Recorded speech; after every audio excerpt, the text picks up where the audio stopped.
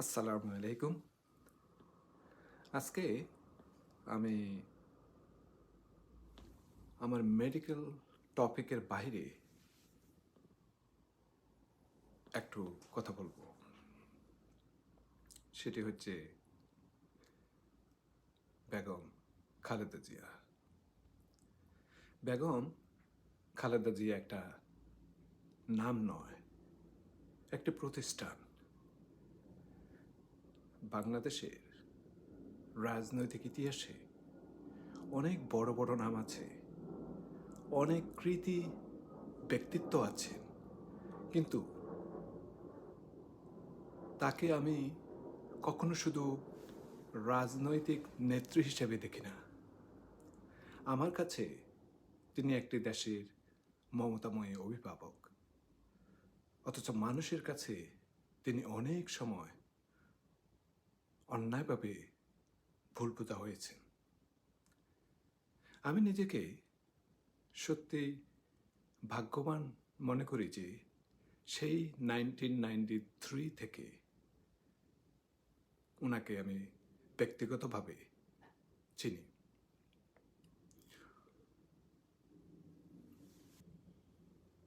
আমি ওনার সাথে ব্যক্তিগতভাবে একাধিকবার দেখা করেছি, তার সঙ্গে কথা বলেছি, তার স্নেহ আর মমতা কাছ থেকে অনুভব করেছি। যেদিন প্রথম তার সামনে দাঁড়ালাম, আমি ভেবেছিলাম তিনি হয়তো কঠোর হবেন, দূরে থাকবেন, বিশ্বের শক্তিশালী রাজনীতিবিদদের মতো হবেন, কিন্তু না, তিনি আমাকে এত কাছে টেনে বসালেন, এমনভাবে কথা বললেন যেন তিনি আমার অতি আপন মানুষ, যেন তিনি আমার মা। তার চোখে যে উষ্ণতা, তার কণ্ঠে যে কোমলতা, সেটা আজও মনে হলে আমার বুক ভেঙে আসে। আমার এত স্মৃতি আছে তার সঙ্গে, কিন্তু আমি সেই স্মৃতিগুলো ধরে রাখতে পারিনি। দোষ সম্পূর্ণ আমার। চিকিৎসা পড়া, মেডিকেল স্কুল, ইন্টার্নশিপ, আমেরিকার নিজের অবস্থান গড়ে তোলা, এসবের চাপে সময়কে হারিয়ে ফেলেছিলাম। তখনকার যুগে আজকের মতো ফোন, ভিডিও কল, বার্তা পাঠানোর সহজ ব্যবস্থা ছিল না। আর তারপর প্রায় 17 বছর বাংলাদেশে না ফেরা, তার আগে দেশে মাত্র স্বল্প সময় থাকা, সব মিলিয়ে সময় আমাকে তার থেকে এমনভাবে দূর করে নিল যা আমি কখনো চাইনি।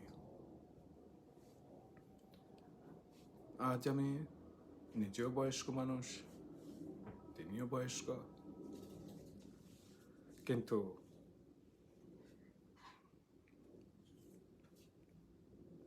তার সঙ্গে আমার স্মৃতিগুলো এতটাই জীবন্ত, এতটাই স্পর্শকাতর,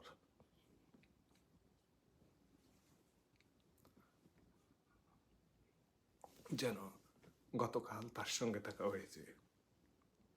সেই স্নেহময় মুখখানি সবসময় ভেসে ওঠে। আমি যখনই মক্কায় গিয়েছি, আল্লাহর ঘরে সেজদা মাথায় রেখে তার জন্য দোয়া করেছি,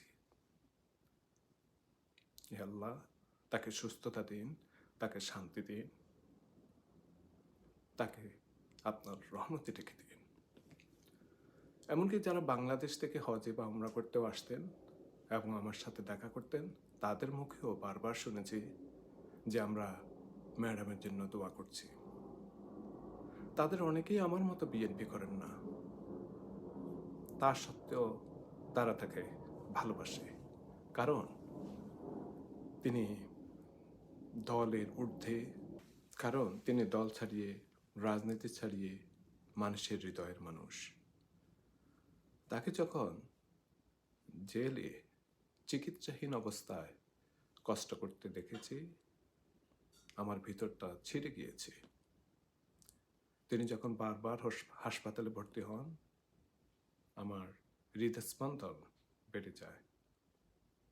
সম্প্রতি তাকে আবার হাসপাতালে নেওয়া হয়েছে দেখে আমার মনে এক ধরনের অজানা আতঙ্ক জমে আছে।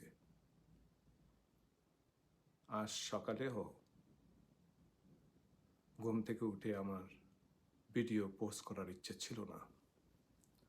আমার মনটা শুধু তাকে নিয়ে ব্যথায় ডুবেছিল।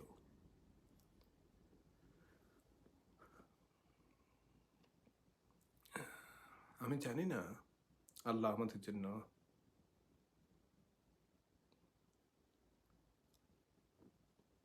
কি নির্ধারণ করেছে,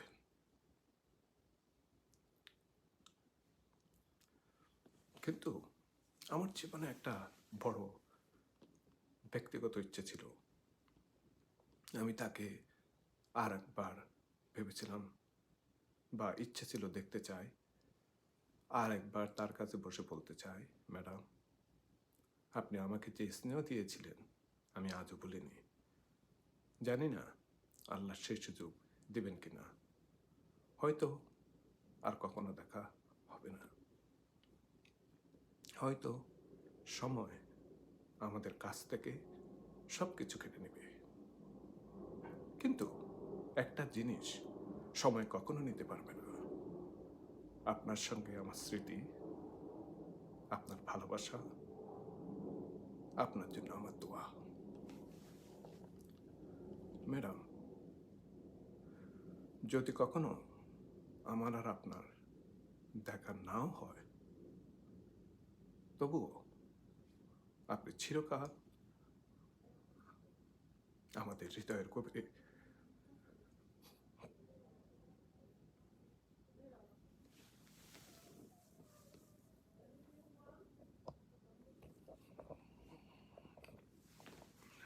গভীরে রয়ে যাবেন। আমি আপনাকে শ্রদ্ধা করি, আমরা সবাই আপনাকে ভালোবাসি।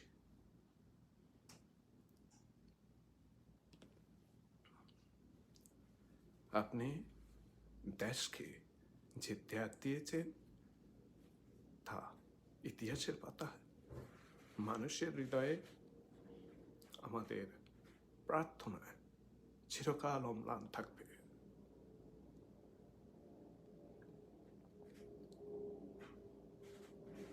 আল্লাহর কাছে বলবো যেন দয়া করে তিনি আপনাকে তাড়াতাড়ি সুস্থতা দিন, আপনার কষ্ট দূর করে দিন। ম্যাডাম জিয়া আমাদের দেশের মা সমানেত্রী। আল্লাহ আপনাকে সবসময় রহমতের চাদর দিয়ে ঢেকে রাখুন। আল্লাহ হাফেজ।